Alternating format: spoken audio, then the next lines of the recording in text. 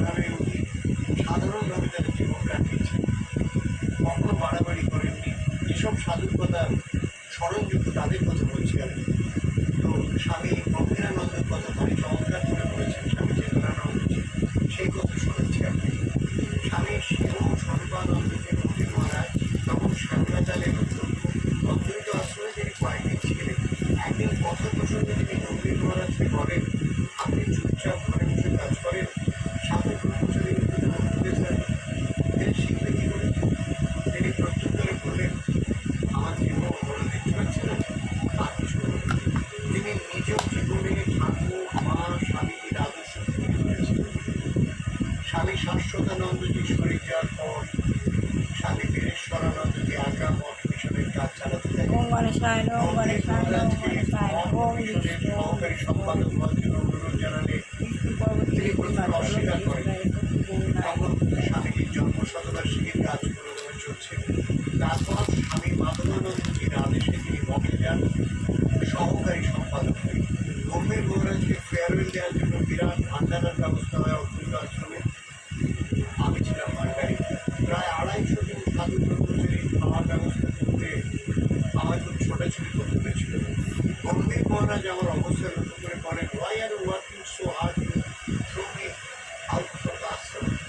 এই পরিবারের মধ্যে প্রকাশ পেত একটা অদ্ভুত জিনিস, যেটা সাধুদের কাছে আমরা আশা করি এবং সৎ সাধুরা যেটি দিয়ে যান, নির্লিপ্ততা ও অনাক্ষী।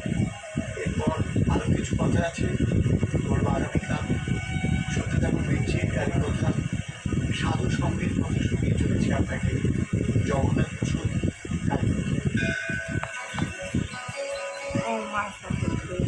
শ্রী জগন্নাথ বসুর সঙ্গে গাড়ির কথা শুধুমাত্র 98.3 হচ্ছে।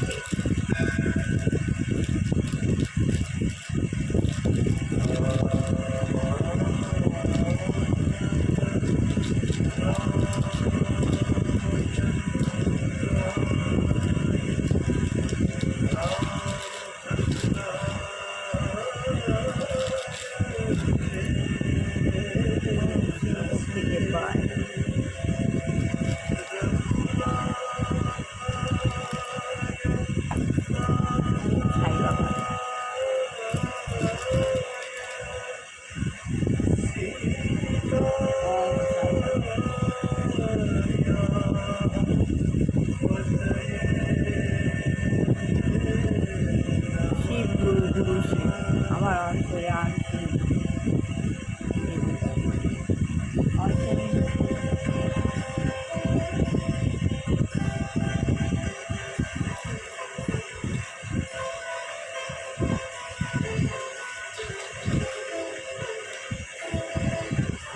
ও রক্তম ভুজম ষোলম শেষ জগৎ অধিপং অর্জুন দশা ওম হুম সাহা হরে কৃষ্ণ কৃষ্ণ কৃষ্ণ হরে হরে হরে রাম রাম রাম হরে হরে রাম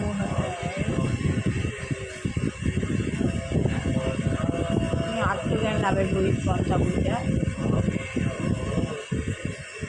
শ্রী গুরুপায়, এটা পড়া শেষ হয়ে তবে কি যাবে।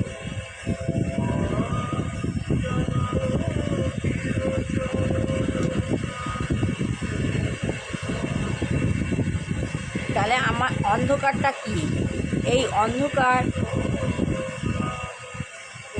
জড় জ্ঞানের অভাব নয়। অন্ধকার যারা অন্ধকারচ্ছন্ন অজ্ঞানতা বসে রয়েছে, এই অন্ধকারটা কি? এই অন্ধকার জড় জ্ঞানের অভাব নয়। এই অন্ধকারটা জড় জ্ঞানের অভাব নয়, কেননা পূর্বের থেকে এখনও তা আমরা অধিক মাত্রায় অর্জন করেছি। মানে আগের থেকে আমরা অনেক জ্ঞান অর্জন করেছি। সেদিক দিয়ে আমাদের না হলেও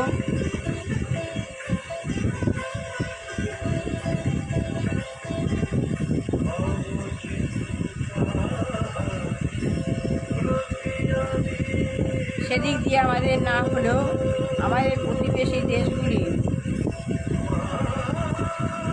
আমাদের যে প্রতিবেশী দেশ, আমাদের প্রতিবেশী দেশগুলি প্রচুর উন্নতি হয়েছে, প্রতিবেশী দেশগুলির প্রচুর উন্নতি হয়েছে।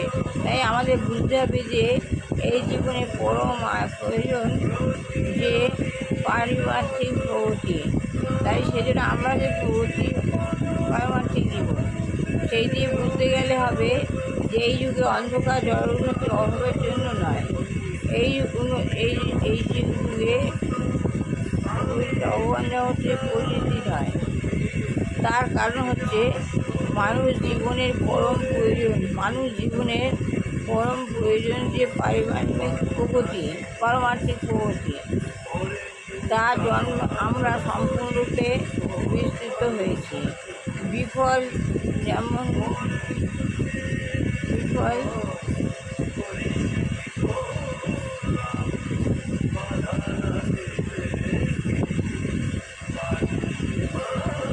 সম্পূর্ণরূপে বিস্তৃত হয়েছি।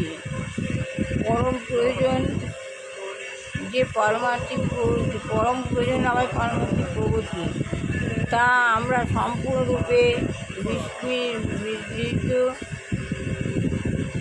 বিস্মৃত হয়েছি। বিমান থেকে বোমা বর্ষণ করার যে প্রগতি, বিশ্বাসে বিমান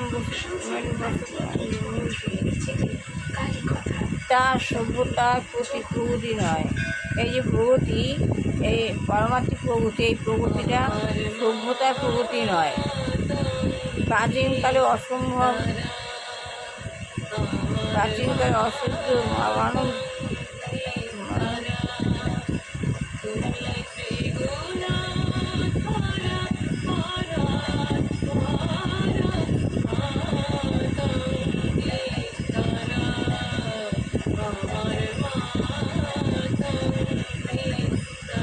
প্রাচীনকালে অজ্ঞতা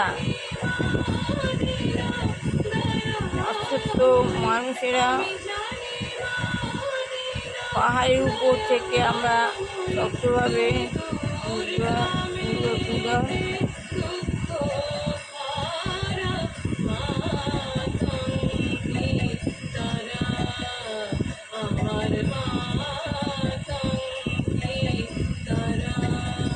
সভ্যতার প্রগতি নয়। প্রাচীনকালে অসত্য মানুষেরা মানুষের গায়ের উপর, পাহাড়ের উপর থেকে তাদের শত্রুদের উপর বড় বড় পাথর ফেলত। আর একজন আমরা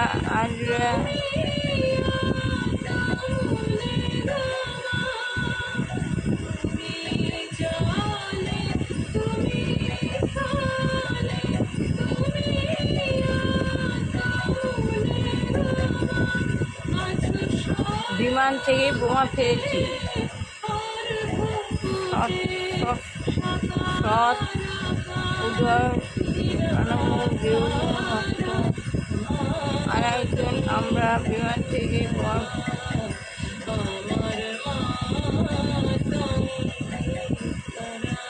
আগামীকাল আবার আত্মজ্ঞানের পন্থা বইটা পড়ছি। আগামীকাল আবার পড়বো। ভালো লাগে লাগছে পন্থা অবশ্যই পড়াশোনা করে মানুষের চাকরিও সেখানে চাইবো।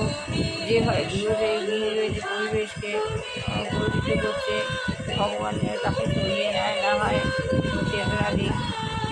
আমাদের সমাজে যে বাড়িতে, যেসব বাড়িতে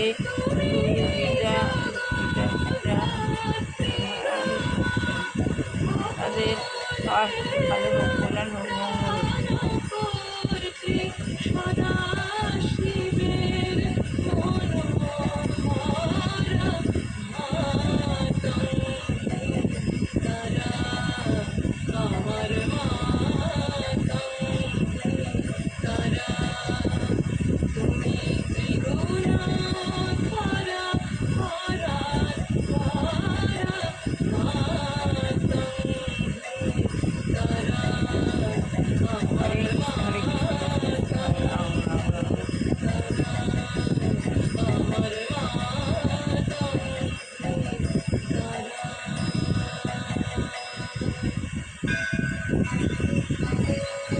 কেমন লাগছে কালী কথা? আপনার